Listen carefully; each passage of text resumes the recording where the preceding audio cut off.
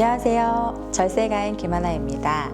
저희는 기업 운영 전반과 절세, 정책 자금, 벤처 인증, 법인 전환 등 기업이 성장하는 데 필요한 종합 솔루션을 제공해 드리고 있는데요.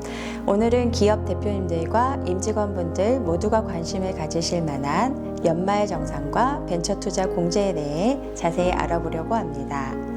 연말정산은 매년 1월이 되면 많은 근로자들이 챙겨야 할 세무 이벤트이고, 특히 벤처투자 공제는 개인이 벤처기업에 투자함으로써 추가적인 세제 혜택을 받을 수 있는 제도입니다. 벤처 투자를 고민하고 계신 분들 혹은 이미 벤처기업을 운영 중이신 분들께 모두 유익한 정보가 될 테니 끝까지 함께 해주세요. 연말정산이란 한 해 동안 납부한 근로소득세를 정산하여 과다하게 납부된 세금을 환급받거나 모자란 부분을 추가 납부하는 과정을 말합니다. 이때 우리가 챙길 수 있는 여러 가지 공제 항목이 있는데요. 벤처투자 공제 역시 그중 하나로 개인이 벤처기업에 투자했을 경우 일정 금액을 소득공제 또는 세액공제로 인정해주는 제도입니다. 그렇다면 왜 벤처투자 공제가 중요할까요? 근로소득자 입장에서는 자신이 납부해야 할 세금을 줄이면서 유망한 벤처기업에 투자하여 자산을 불릴 수 있는 기회가 될 수 있고, 벤처기업 입장에서는 투자금을 유치하기가 조금 더 쉬워진다는 장점이 생깁니다. 특히 기술력은 있지만 자금력이 부족한 스타트업일수록 이 제도가 큰 도움이 되죠. 벤처투자 공제를 받는 대표적인 방법으로는 개인투자조합에 출자하는 형태가 있습니다. 개인투자조합은 여러 개인이 함께 자금을 모아 벤처기업에 투자하는 방식인데요. 여기에서 발생한 투자 금액의 일정 비율을 공제받을 수 있습니다. 또 엔젤 투자나 크라우드 펀딩을 통해 벤처기업에 직접 투자하는 경우도 있고 다양한 형태가 존재합니다. 예를 들어 A라는 개인 투자자가 벤처기업에 3천만 원을 투자했다고 가정해 보겠습니다.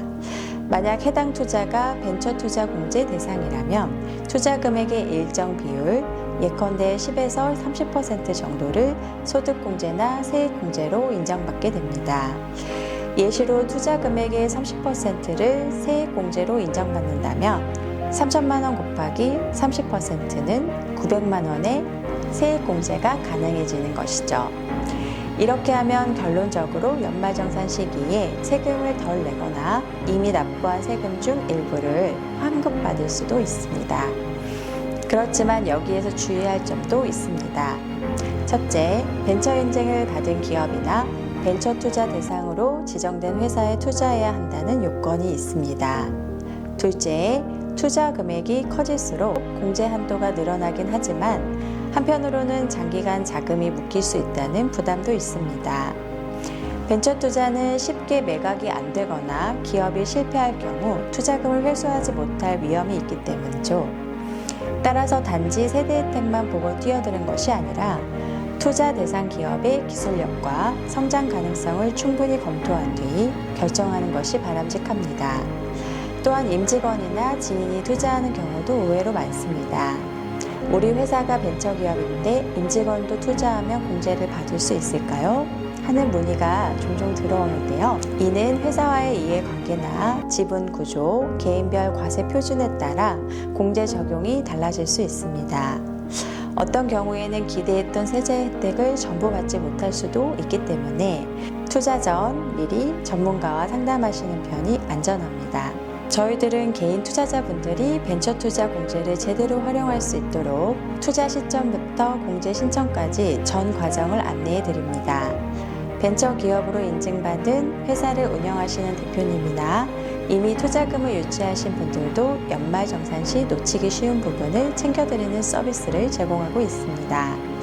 특히 벤처 투자는 일반 주식 투자와 달리 중장기적인 관점이 필요하기 때문에 자금 회수 계획부터 세금 절감 효과, 미래 지분 가치까지 함께 고려하는 것이 매우 중요합니다. 마지막으로 강조하고 싶은 점은 벤처 투자 공제는 기업과 투자자 모두에게 윈윈이 될 수 있는 제도이지만 공제 혜택만 믿고 섣불리 결정하는 건 위험할 수 있다는 것입니다. 반드시 자신이 투자하려는 기업의 재무 상태, 시장성, 기술력 등을 면밀히 검토하고 공제 요건과 절차도 정확히 파악해 두셔야 합니다. 그래야만 제대로 된 절세 효과를 누리면서 동시에 성공적인 투자를 이룰 가능성이 높아집니다. 오늘은 연말정산 시즌에 꼭 챙겨야 할 벤처투자 공제에 대해 알아봤습니다. 벤처투자 공제는 근로소득자와 기업 모두에게 매력적인 제도이지만 그만큼 제대로 활용하기 위해서는 많은 정보와 준비가 필요합니다. 궁금한 점이 있으시면 댓글이나 문의를 통해 언제든지 편하게 질문해 주세요. 앞으로도 기업 경영과 절세 그리고 투자에 관한 다양한 인사이트를 제공해 드릴 예정입니다.